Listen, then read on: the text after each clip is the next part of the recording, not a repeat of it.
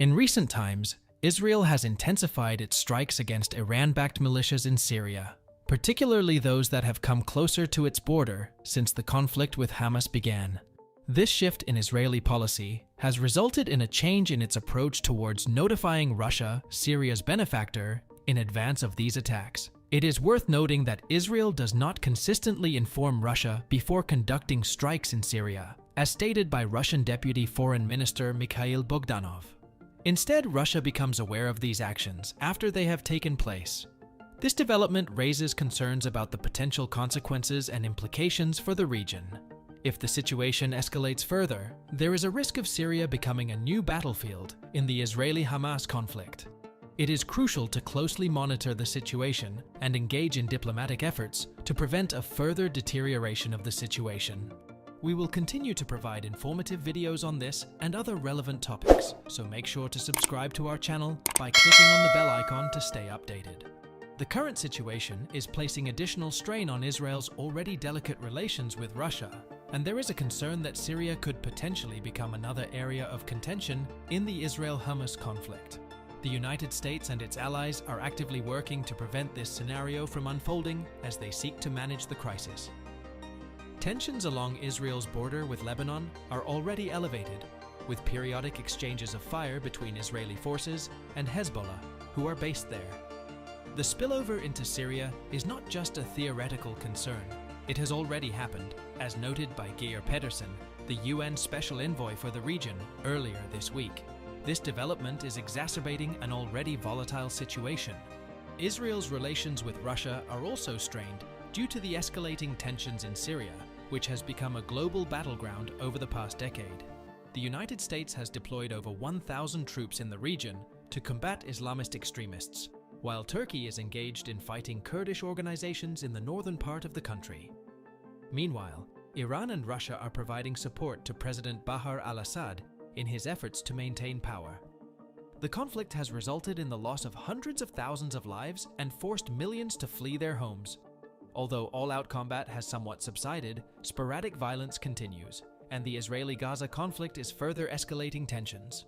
On October 30th, Israeli aircraft reportedly targeted a Syrian military station in the southern province of Daria. It has been reported that leaflets were dropped by Israel, cautioning Syrian forces against allowing Iran and its proxies to operate near the Israeli border. 5 days prior, Israel had targeted a weapons storage facility within a large Syrian establishment in the south, which reportedly housed Iranian officers and Hezbollah operatives alongside Syrian soldiers. The attack resulted in the loss of lives of more than a dozen Syrian soldiers. Sources indicate that Israeli aircraft also caused damage to air surveillance radars at a neighboring location, which occasionally hosts Russian military police. However, it remains unclear whether they were present at the time of the Israeli attack. Both attacks have been confirmed by the Syrian military, and it has been noted that Israel did not provide advance notice to Russia. Furthermore, over the past 3 weeks, Israel has conducted repeated airstrikes on Syria's main airports in Damascus and Aleppo, rendering them inoperable. This has consequently led to civilian aircraft being redirected to land at the Russian airbase in Haimaimon, located on Syria's Mediterranean coast, according to the Syrian Observatory for Human Rights, a UK-based organization. Over the years, Israel has carried out periodic airstrikes in Syria with the primary objective of countering Hezbollah militants and ensuring the security of its northern border. Since Russia's involvement in the Syrian conflict in 2015, efforts have been made to maintain coordination between Russia and Israel to prevent any unintended clashes or incidents involving their respective forces. The Israeli Defense Ministry has chosen not to provide comments regarding the recent absence of warnings or the dropping of leaflets on Syrian forces prior to Monday's strike. Israeli Defense Minister Yoav Gallant expressed the determination of Israeli forces to prevent the transportation of weapons from Iran to Lebanon through Syria. During a press briefing on Tuesday, Minister Gallant stated, "We are committed to preventing the establishment of a new Hezbollah front or the presence of Iranian military forces in Syria. It is worth noting that Iran has been known to provide significant financial resources and training to Hamas and Hezbollah, both of which have been designated as terrorist organizations by the United States. Israel and Russia have mutually benefited from the exchange of warnings. 5 years ago, Russian President Vladimir Putin assured Israeli Prime Minister Benjamin Netanyahu that he would take all necessary measures to prevent Iran and Hezbollah from gaining a foothold in southwest Syria, which is situated across from Israel's occupied Golan Heights. However, Russia's strengthened ties with Iran following its military involvement in Ukraine in 2022 have strained its relationship with Israel. These tensions have been further exacerbated by Israel's ongoing battle against Hamas, which governs Gaza, as well as its close partnership with the United States. Since the tragic events of Akti 7, when Hamas militants carried out attacks in southern Israeli villages resulting in the loss of over 1,400 lives, many of them children, the United States has deployed 2 aircraft carriers to the region. Washington has provided support to Israel as it conducted airstrikes on Gaza and initiated a ground offensive. Meanwhile, Russia has criticized Israel's actions, which the Hamas-led authorities claim have caused the deaths of over 9,000 individuals.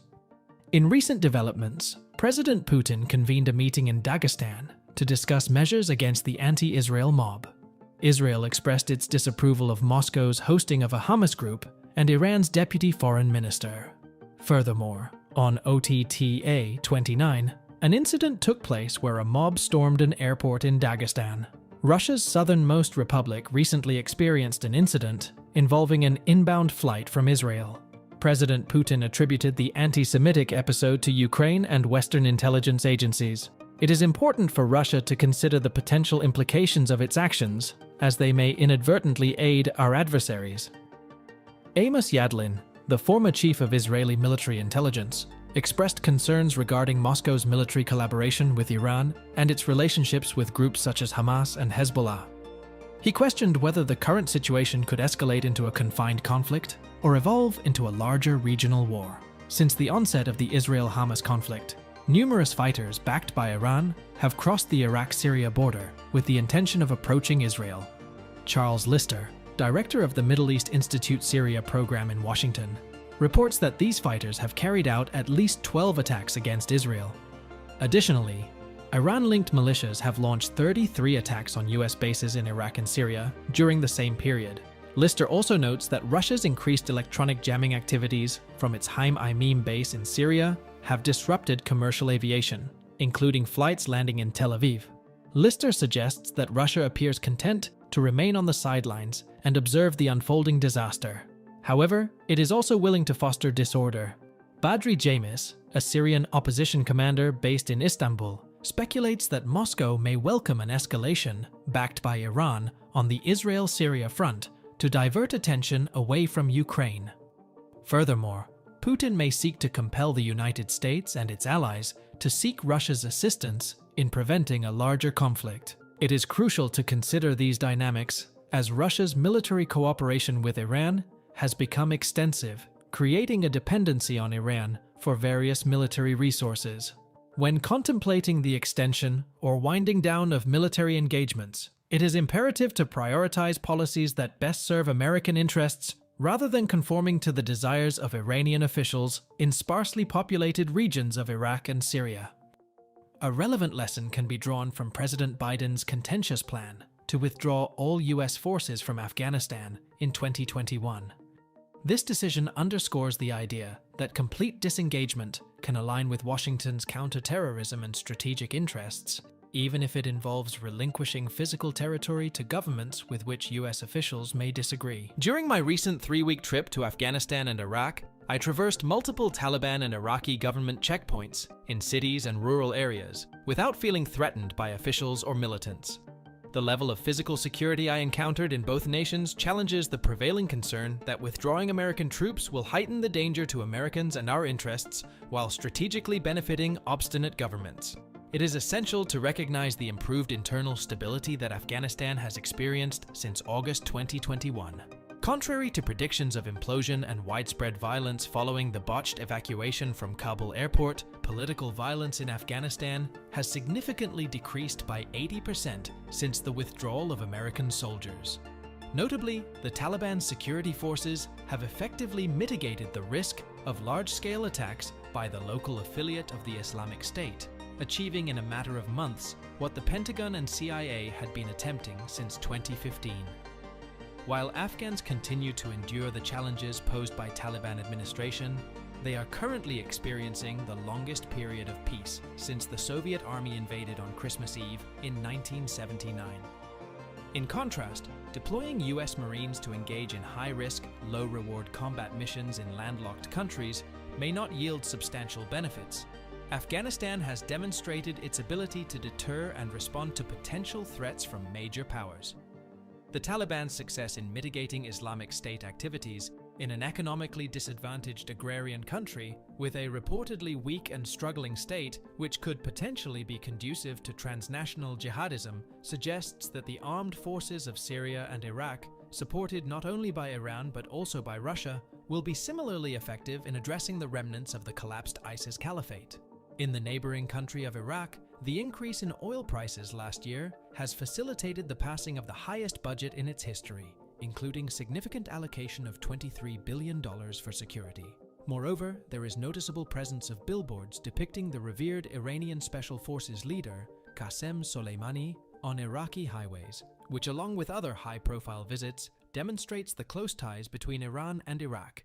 Secretary of State Blinken's discreet visit to Tehran on November 5th has put an end to the notion that American forces on the ground can effectively counter Iranian influence in Iraq or other Shia-led governments, such as Syria.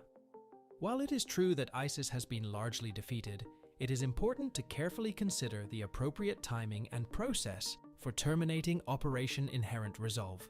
The recent exit from Afghanistan in August 2021 provides an unexpected yet valuable model for executing a prudent and well-managed transition.